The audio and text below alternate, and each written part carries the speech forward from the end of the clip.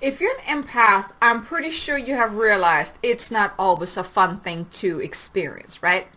Or maybe you just also just found out that maybe you are an empath and you're wondering what is going on? Why am I feeling all the things that I'm feeling? So there's truly a downside to being an empath, and it can be very frustrating and overwhelming and makes you wondering, like, is the world going crazy? Am I going crazy? What is going on? So in today's video, I want to share with you a little bit about those signs and symptoms of being an empath, of the downside of being an empath, and also how to best cope with it. Because if you are an empath, you're probably wondering, is what I'm feeling, is this me? Is this what is going on? And it may be very challenging for you to really cope with it. So if that's you, then stay with me, because in this video I want to give you some insights into how to best cope with all the craziness that you're experiencing. So stay tuned. Hello there, beautiful soul. In case you don't know me, my name is Kay Sanders. I'm a divine messenger and celestial healer, and also an empath. And I assist awakening souls to awaken to their power within and help them on their spiritual awakening journey to really step into their power and create more success, abundance, and freedom in their life, all while making a bigger impact on the world and also embracing the spiritual awakening journey. So if that's you, if you're new to this channel, if you are on your spiritual awakening journey, I want to invite you, please be sure to subscribe and hit the notification bell so you can get notified whenever I release new content. But now I want to take a moment to talk about the ugly truth of being an empath, because I gotta tell you, when I found out that I'm an empath, my coach at that point, she actually dropped the bomb on me saying, have you ever thought about that you might be an empath? And I had no idea what that meant. I actually thought it was some kind of illness that I have that I really didn't want to have. It didn't make sense to me when she shared that with me. So I did some research, and I don't know where you're at on your journey. Maybe you're already aware of what exactly is an empath, or maybe you're just starting out realizing that maybe there's something more to you than you thought before. Maybe you are an empath. And that's how it was for me. I really was so lost because I felt all these different things and I didn't know what to do with it. And I know if I wouldn't have then found my mentor shortly after that, I know it would have been very, very difficult. And if I wouldn't have found the resources that I needed at that time to learn about it, it was very difficult. So there's truly a downside to it. I mean, now I enjoy being an empath. I've learned how to cope with it, and that's the things that I also want to share with you in this video. But at the beginning stages, I literally thought I was going bananas because there was so much. Because as an empath, we feel a whole lot. We feel so much. We feel other people's feelings. You may even pick up on their thoughts and you think they're your own. So it's not just the feeling part, but if you also have the gift of reading people's thoughts, and that may not be very apparent to you. I know for me, I didn't know. It didn't become apparent to me until I was at an event once, and then all of a sudden I was there, and then I started thinking all these weird thoughts that I didn't have before, and I was just thinking, like, where is that coming from? So us empaths, think of it like that. We have those antennas. We're picking up a whole lot of stuff. And if we don't learn how to determine, is this ours or is this someone else's, it can make you feel like you're truly losing your mind. So beside the feeling and then picking up other people's thoughts, another thing that happens when you're an empath is you may be highly sensitive, highly emotional. You watch something really cute on TV, or maybe you scroll through Facebook or whatnot, and you're seeing something, or maybe here on YouTube, you're seeing a really cute video, and all of a sudden you just start crying. Out of the blue, you just start crying. Or you're just so emotional that you just feel like you just want to turn it down a little bit. But it's not just about the crying part, but maybe you're also very easily agitated, that something just nudges you and it makes you want to just blow up.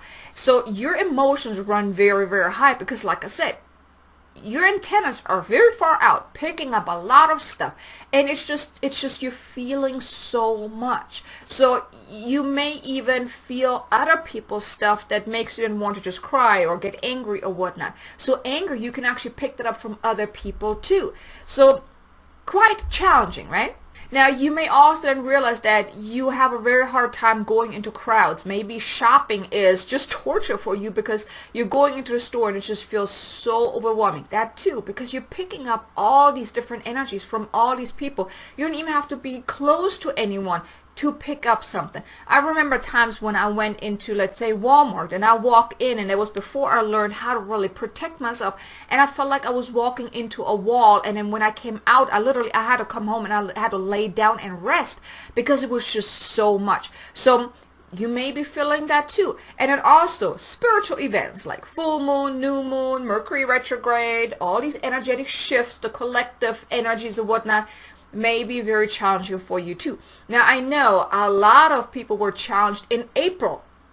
I myself too, where just the energies, the collective energies were just so intense that I just wanted to sleep all day. I didn't even sleep much at night. So even a lot of my clients and people that I talked to and people I saw that on social media, they all were sharing it. So if you're an empath, these are all the things that are happening usually when you're an empath, because what you are picking up so much. You're feeling so much. And that's usually, if you don't know how to deal with that, it can truly leave you feeling like the world is upside down, nothing makes sense, you don't know how to deal with that, you may even think that you are going crazy. Now, I share something with you too. Before I learned about my gifts and learned how to cope with that, I used to be on medication. I used to suffer from depression, anxiety. I was actually working in a PTSD treatment facility as an empath, not knowing. So I'm pretty sure, I'm going to leave that up to you to fill in the blanks. I'm pretty sure you can imagine how well that went for me. Well, I'm going to let you in on a secret. It didn't go very well. But anyways, you're here now. So I'm assuming you want to figure out how the heck can you cope with all the stuff that you're feeling. Maybe even turn it down a little bit. So let me share with you some of the 10 most important things that has helped me to really cope with all that you're experiencing. The first thing is learn to determine when it's yours and when it's not. Because like I said, you are picking up a ton of stuff from the collective. You're from people that you're living with, from people that you're working with, from your friends, from just everywhere, right? So you can then tune in. When all of a sudden you're starting to feel not okay and you're starting to have thoughts that just not good, you can tune in and like, okay, is this mine? Is this really what I want to feel? Is this really me? Or is this someone else? And I mean, this comes with practice, but the more you tune in to check in with yourself, is this yours or not? Then if you're noticing that it's not yours, then you can say, okay, return to center with consciousness attached. Not my monkey. No, not my circus, not my monkey. Not my circus, not my monkey. When you do that and you send it back, you let it go. Because it's not yours. You don't want to hold on to stuff that's not yours, right? So the first thing is really become aware when it's not, if it's yours or if it's someone else's. And then it doesn't matter who it is, who you picked up the stuff from. Just send it back. Give it back to them. You don't need to hold on to it. And then the second thing, and for us empaths, that is one of the most important things, is grounding. You want to have grounding practices that you can do every single day. One of my favorite ones, and I also have a video where I share 7 grounding practices for highly sensitives and empath. I put the link in the description below so you can take a look at it. And there's also a light language activation there too, to help you ground in that moment. But one of my most favorite things is that I do for grounding is just really putting both feet on the ground and imagining roots coming out of my feet going deep into Mother Earth. Now grounding, it's all about being in the present moment. It's being here. It's anchoring in your energy into the present moment. Now when you do that, and you can also just imagine or just feel yourself heavy on whatever surface you're sitting on or laying on. It's about that grounding, putting your roots into the ground. Because oftentimes we're all up here, right? We're always thinking and feeling, and we're always up here, but we're really deeply grounded in our body. So when you do this grounding practice to really ground yourself in the present moment, that also helps you stay centered. And that's really important, because when you're centered, you're not as open to pick up all the stuff that's not really yours. So if you can have a daily grounding practice where you ground yourself maybe in the morning, and in the evening before you go to bed, and then also during the day whenever you're feeling you a little ungrounded, a little unbalanced. Ground yourself. Grounding is so powerful and helps you really stay centered. And then the third thing is clearing your energy field. Now, as you're picking up a lot of stuff, whether you go somewhere or you're just picking up stuff, you want to cleanse that energy. So here what you can do is just imagine a waterfall of white light. Just as you're doing your grounding practice, you can include that as well. Just imagine a waterfall of white light, just washing away all that stuff that's not yours. You can even do that when you go take a shower. Just imagine that water is washing over you, washing away. Just like you're washing away dirt, it's just the same thing. Just imagine cleansing your energy field with that water. Very powerful. Which then also brings me then to the fourth thing that I think is very powerful and also can be included in your daily practice, which is setting those clear boundaries and using a bubble of protection. So what I like to do is whenever I notice that I'm feeling very agitated, I'm feeling like the energy is just very tense and heavy, you can place a bubble of white light around you or an orb of white light, and this is like your protection measure, right? So within that orb, within that bubble, that's that's being protected, and nothing negative can come in. Now you can do that during the day and check in with that bubble to make sure it's still there. Whenever you're noticing that you're feeling a little off, check in with yourself. Imagine that bubble again. Now, this is all it's about the intention. Even with the waterfall of white light, it's about the intention. With the grounding, it's about the intention. It's about where you put your focus on. Because wherever you put your focus on, well, that's where the energy flows. So when you intend to ground, you put your intention onto your feet in the ground, or your body on the surface. Same thing with the waterfall. You're putting your energy around. You imagine that waterfall. It's intention. With the bubble, the same thing. You're intending. Intention is so powerful. But then now I want to go a little further with the boundaries. Say no when it's a no. Really don't let people walk all over you. If you're feeling very tense around a person, walk away.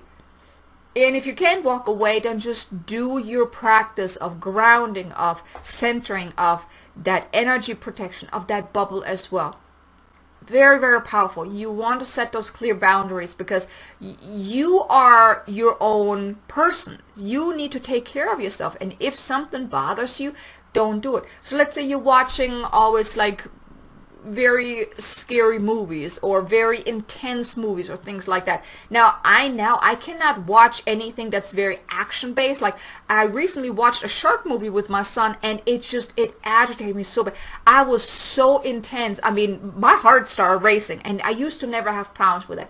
So here too, you get to choose. If something like that affects you, you get to choose not to do that. So set those clear boundaries for yourself. If something affects you, don't do it, or change something about it. And then the fifth thing is take time to rest. Because when you need that rest, like when all the energies are so crazy, you may feel very tired and exhausted or whatnot. So if you feel like you need a rest, take time out. Take time out to rest. And even if it's just a few minutes, just sitting there, just breathing and just getting centered, doing your practice of grounding or whatnot. But take time to rest. And even if you feel like so tired you need to take a nap, do that. Of course, if you can. I mean, if you're at work, you may not want to do that, but do what you feel called to do. Take the time to rest. There's nothing bad about you taking time to rest. It's actually helping you, because when you're resting, you're actually working too, because then you're working more on the spiritual level, on the etheric level. So maybe healing is taking place as well, because us empaths, we're also not just doing our own work, but we're also doing the work of the collective. So if you're feeling really tired, that may be that you are filtering through all that energy from other people, from Earth or whatnot, and you're doing your work as well for the collective level. So if you need time to rest, do that. Which then brings me also to the sixth thing, is that meditation. Meditation is so powerful because it also helps you then stay grounded. It helps you release. It helps you stay centered. So meditation, if you can start a daily meditation practice, very powerful to help you cope with all that you're experiencing. Because when you're meditating, well, you're getting back to center. You're grounding yourself. You're feeling present, and you're not bogged down by all the extra things that are all around you. And then the seventh thing is yoga or exercise, because you see, the thing is, as you're picking up all that energy, well, the energy is in your body, it has to go somewhere. So when you do stretching or yoga or exercise or just go for a walk or whatnot, you're moving your body, you're moving that energy around. So if you have a day where you just feel so blah, right, when you're feeling not yourself, do something to get moving. It doesn't have to be a full-blown, cardio exercise. That's not what I'm saying. Especially if you maybe have some physical problems or whatnot, do what you feel called to do. But even just some stretching, because you're moving your body, you're moving the energy, and then you can also intend to move the energy. Sometimes what I like to do is just put the feet on the ground and just imagine the energy coming out of my feet into the ground, handing it over to Mother Earth so she can transmute it. But the thing is, you want to do something to move the energy within your body. So if you can do some kind of movement, very powerful. And then the eighth thing that I want you to know is that be gentle with yourself. Being an empath can be very taxing, can be very challenging, and I want to invite you, be gentle with yourself. Don't judge yourself. Don't be hard on yourself. Don't force yourself to do something because you think it's the right thing to do. Listen to your body. If your body says, hey, I want a nap, I want to rest, do that without judgment. Really, on this journey, be gentle with yourself, because being an empath can be your greatest gift, because it allows you to then also tap into your own inner divine senses. It can actually, it's also a great lie detector too, by the way, but that's not what this topic is all about today. But if you're feeling that you need rest, like I said, take the rest. Be gentle with yourself. Don't push yourself too hard. Don't judge yourself if you're experiencing certain things. It's okay. It's all meant to happen the way it is. It's just like, as you're doing those practices, that will help you then to cope with it even better. And it gets better with time. And the ninth thing that I think is very important is to have a support system. That can be like-minded people who are also empath, who are also on this journey with you. Then you can support each other. It can be in a Facebook group. It can be a mentor or a healer, someone that can help you on this path, someone that understands. Because let's face it, people that are not empath, they don't understand us. They don't understand why we're feeling all these crazy things. They may think of us as crazy and weird and out there and all of those stuff. So if you don't have anyone that understands, I mean, it can be very, very lonely, where you may even wonder, am I really going crazy? Am I just making this stuff up, or what is going on? I cannot tell you, like, if I wouldn't have found my mentor when I did, there were times, I mean, when I met her, I was still taking medication, because I always thought that whenever I was feeling these things, I thought I had an anxiety attack. Whenever I went to the store, I was in there, I had an anxiety attack because I thought it was me, but it wasn't. So when you don't have someone that can help you understand what the heck is going on, it can be very, very frustrating, can be very overwhelming and challenging, and really leave you wondering if you're losing your mind. So if you can have someone that understands, makes this journey so much more empowering and less challenging. And then the 10th and final one is self-care. Self-care is crucial. You have to take care of yourself. And it really, it goes back to all the other 9 things I just shared with you. It's about taking care of you, doing what is best for you, listening to your body, and do what you feel is best for you. No one can tell you what's best for you but yourself. Well, you kind of like living in your body, right? So do what you feel called to do. When you need time out, do that.